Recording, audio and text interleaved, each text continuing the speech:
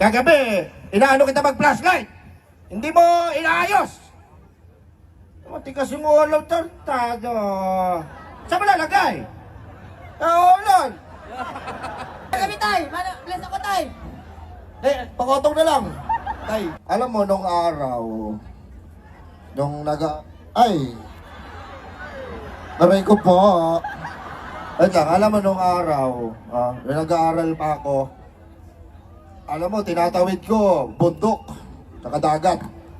Kayo, matuto kayong magtapos sa pag-aaral nyo.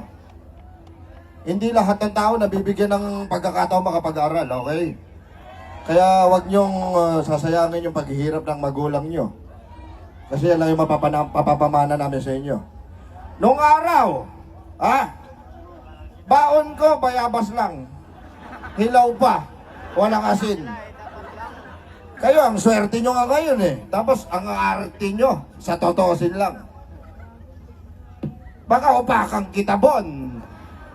Ano mo yung anak ko na yan, kahit ganyan bastos-bastos sa akin. Ay!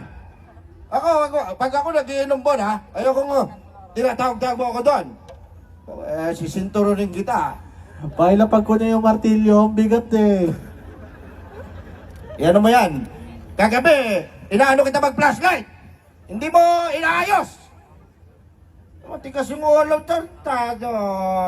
Saan mo lalagay? Ulol. Pero guys, maniwala kayo ha. Mahalin nyo ang magulang nyo hanggat nandiyan pa sila sa tabi nyo. Okay. Alam nyo ba dati, kaya pala nung bata tayo, gusto nila sabay-sabay tayo kumain. Kasi darating yung araw na hindi na kayo magkakasabay-sabay kumain. Kailangan pahalagahan nyo ang magulang nyo hanggang nasa tabi nyo pa sila. I-treasure nyo sila, mahalin nyo sila. Ha?